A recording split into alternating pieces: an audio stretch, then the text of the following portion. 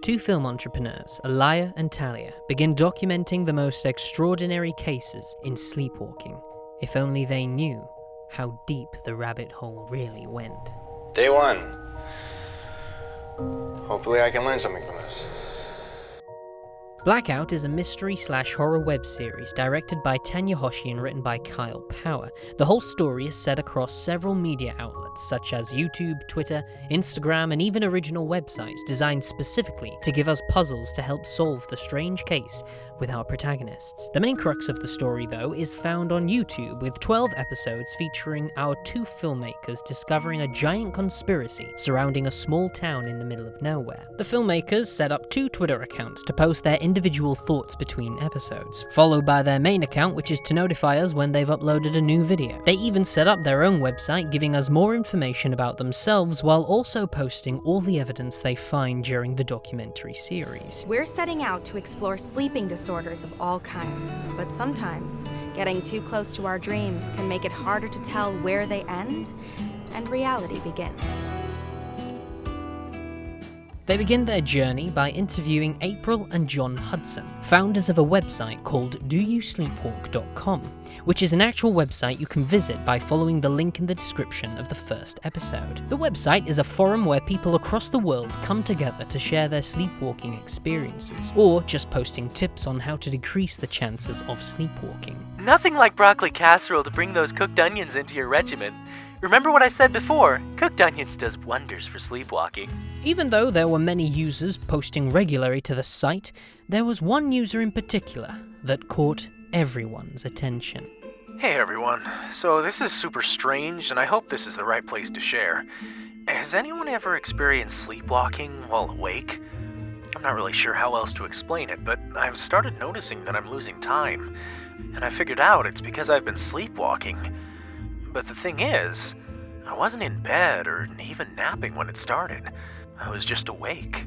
This was written by username Trancer. His real name, however, is Ethan. Ethan has been experiencing memory loss, losing big chunks of time during the day without any idea of what was going on. It got to a point where he decided to set up cameras all around his house 24/7 in hopes to find some answers. It's May 15th. Day one. This footage is the first time Ethan was able to capture himself entering one of his trances. Excited by this bizarre case, the two filmmakers reach out to Ethan in hopes to look further into his condition.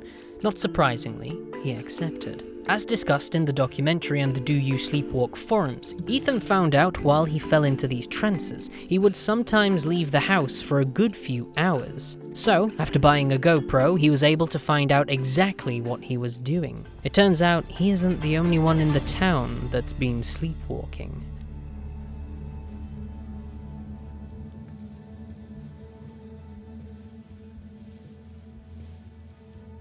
Alaya and Tanya try contacting the police to report Ethan's findings, but they refuse to investigate or even look at the footage, claiming that it's nothing but a bunch of conspiracy theories and wasting their valuable time. All of you should forget about this ghost hunt and go home.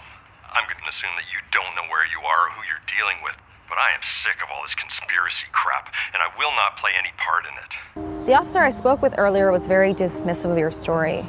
You know, he even accused me of being part of a hoax. There's a lot of rumors in those woods, okay? It's mostly just teens causing trouble and people claiming they've seen monsters, you know. Since the police are refusing to help after one too many hoaxes taking place in these very woods, our protagonists decide to tackle the strange case themselves. During episode 3, while interviewing Ethan, he falls into one of his trances. Ethan, are you okay?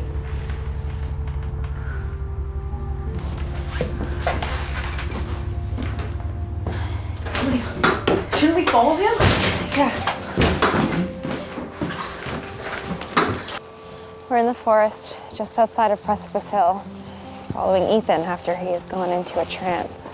After walking for some time in the woods, they arrive at a strange wooden structure, surrounded by several groups of people, also in some kind of trance. One of them even placing a log onto this wooden structure. This could possibly be suggesting that all these people are falling into a trance and gathering to this location to help build this whatever this thing is. But if that's the case, then that begs the question of what exactly is it they're building, and who is telling them to build it. This doesn't just happen. Ethan, come on.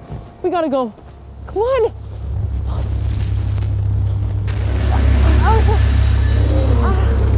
What is that?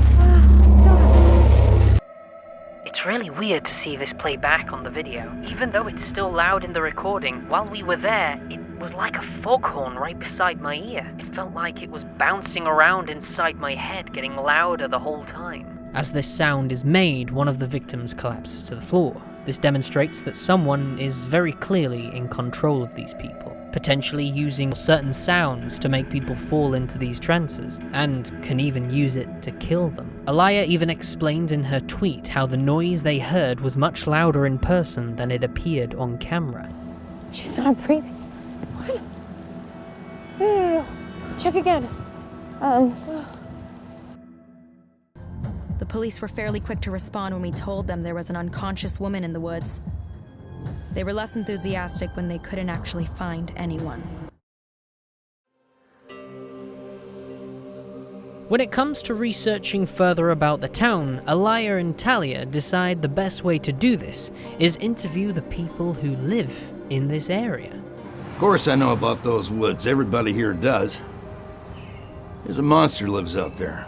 It's a local legend. Parents used to use it when you were kids to try and scare you to go to bed. It's just like anybody else around town. There are believers and then there's people that don't. So. Call it the ghoul. The ghoul, some kind of creature that many people have claimed to see but haven't been able to catch any evidence of its existence. The closest thing to prove that the ghoul exists is a drawing from someone who travelled into the town and claimed to have seen it many years ago. This image can be found on the Blackout website for a better close-up. Here is the poster that is hung around Precipice Hill in nearly every shop we went into. The legend seems to bring a steady stream of tourists to town. The person who drew this piece no longer lives in the town, but the residents have taken this image and placed it over mugs, shirts, and all sorts of little knickknacks to sell to tourists who come into the area searching for the ghoul. Everyone in this town just goes crazy about this stuff. Show me one shred of evidence of anything unusual, and maybe I'll believe it. Everyone else has seen stuff, but me particularly, I've gone through it sometimes, but I've just never seen anything in the woods. After listening carefully to each person being interviewed discussing this creature, one person in particular gives us the closest idea to what the ghoul actually is. Even if there isn't something living out in those woods, Lord knows they stirred something up when they come through here. The place hasn't been the same since. And who's that you're referring to? Government. They come digging around here decades ago looking for something.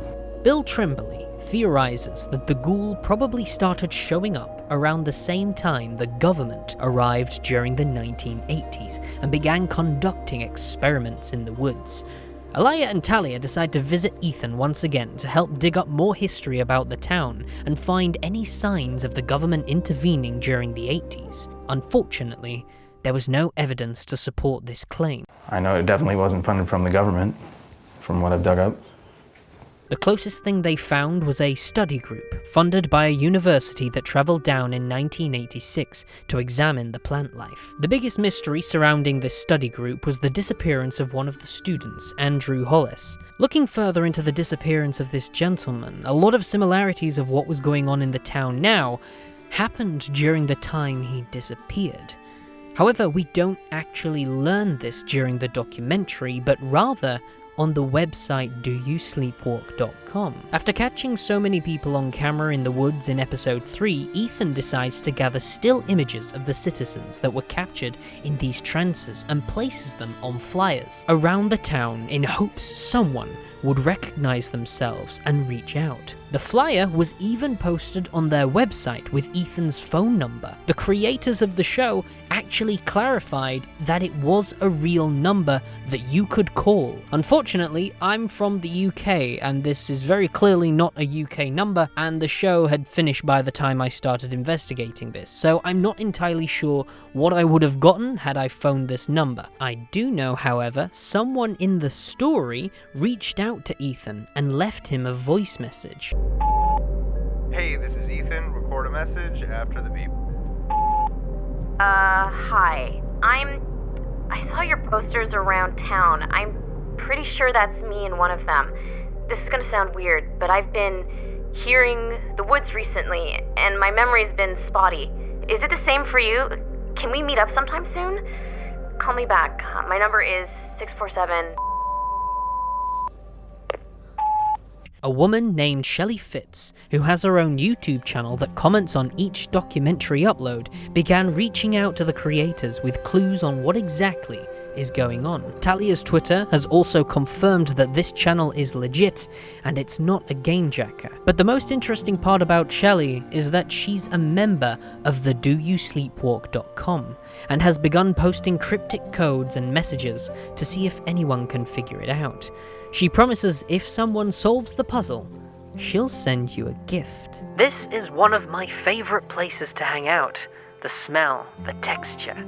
I just love books. Real books. She posts an image of a bookshelf with 12 red circles at certain points. She gives away in her second post that the original file name is supposed to be these numbers. A user in the forum known as Takro figured out that if you remove the 22 on the end, the number is actually an ISBN, which stands for International Standard Book Number. This is something you can find on the back of every book. If you remove 22 from this number and search it in the ISBN search engine, you will find a book called River of Gods, although we're left with the last two digits we just removed, 22. If we turn to page 22 in River of Gods and place this page over the original image that Shelley posted, the 12 red circles spell out two words: Black Beauty. After users figured this out, Shelley emailed them a reward. It was a page from a journal, but not just any journal. This belonged to the student that went missing in 1986, Andrew Hollis. Several more cryptic posts began appearing on the forum by Shelley, and it wasn't long before we had a good amount of pages to get a grasp of what happened before Andrew went missing. Went deeper into the woods with the group this evening. Hood seemed pretty sure that our best place to set up was the clearing. But Michael said he'd been finding some really strange plants for the area about a kilometer north of our camp. A few of us decided to take our gear and go for a hike and try to find these flowers. Something bizarre happened on the way there. Halfway from the camp to Stefan's location, we found a clearing with a structure made of logs. We almost missed it, but we thought we might have heard voices in its direction. So we followed. Stefan felt uncomfortable around it, but I thought it was strangely beautiful. Who built it? And what is it for? I can't stop thinking about it. We carried on after leaving the structure behind. I noticed at one point that Stefan had stopped moving and spaced out. It didn't last long, but it was really out of place for him. Thinking back on it now, I'm a little worried about him. But at the moment, I was just frustrated that he was slowing us down. So what we've learned from these journal pages is that the wooden structure in episode 2 actually existed in 1986, as that's what Andrew appears to be describing in this section. Andrew also mentions that his group heard a loud animal screech during their adventure into the woods. We're not totally sure what made the sound, thank God. But we all heard some sort of animal screech not long after we'd left the path and ventured into the clearing. Whatever made that sound must have been massive, because the sound was louder than any animal I've ever heard. We're lucky we never met it. I think most of us are probably coming to the same conclusion by reading this piece of text. The loud animal noise they heard was most likely the ghoul. It seems as though these students had nothing to do with the original wooden structure or the ghoul. It's been going on for a lot longer than we thought. But if that's the case, then why are we focusing around this study group? Why do people in the town think that this is where it all began? Well, I think it's because they're half right. Looking through all the pages of Andrew's journal and watching all episodes of Blackout, most evidence points to the conclusion that Andrew became the ghoul. I believe the ghoul is in fact human. In episode 6 of Blackout, Ethan has a checkup with another doctor about his sleep condition. When arriving back to Alaya and Talia, he claims the doctor asked if he found any lumps on his body. Did you show him the videos like I said? Yeah, no, that part was actually kind of hopeful, because it sounded like maybe he'd heard of this before, but then it was... What? No, he just started asking me if I'd noticed any strange lumps. Lumps? Yeah, like he was really fixated on whether or not I had lumps. It's a strange thing to ask, but if we take a look at the only image of the ghoul, he is covered in lumps. When Ethan mentioned lumps, Alaya began touching the back of her neck and became incredibly nervous for the rest of the scene. It's not until episode 8 where we get to see a shot at the back of Alaya's neck revealing some kind of lump. To me, this suggests that the ghoul is some kind of paranormal entity that uses human bodies as a host. Andrew Hollis from the study group who went missing was the latest person in possibly a long line of people who became the ghoul. But now, 30 years have passed. It's most likely time for a new host, Alaya. Alaya is experiencing very similar things to what Andrew Hollis was experiencing in the woods. While on site during work this afternoon, everyone froze in place. Everyone except for me. It was like what happened with Stefan, except it was everyone. Froze in place, staring out at the woods. And it lasted longer. I'm genuinely worried, but I'm not sure who for. Either something is wrong with everyone, or something is wrong with me. Everyone in his camp, except himself, appears to be falling into trances, staring into the woods like mindless zombies, just like the people in these documentary videos. Everyone in the town, except for Alaya, appears to be falling into these trances. Even her friend, Talia, the person behind the camera, has started experiencing memory loss, just like Ethan, and is even caught on camera later on, falling into a trance. Everyone except Alaya. While I feel I could be on the right lines for this part of the show, there appears to be a lot more to this story, as in later episodes, Alaya and Talia soon find out a group of people have been following them.